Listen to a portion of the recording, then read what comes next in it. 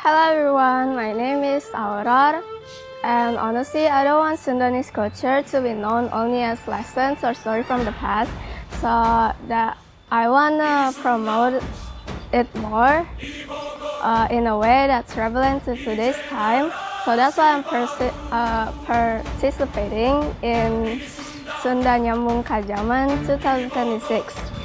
I wanna learn how to do public speaking and storytelling and also acting techniques, so I can promote it in a way that's more vividly and engagingly.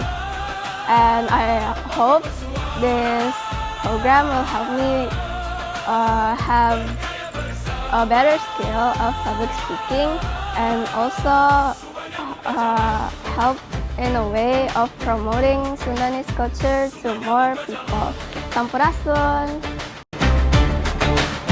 Hayu urang maju, hayu urang bisa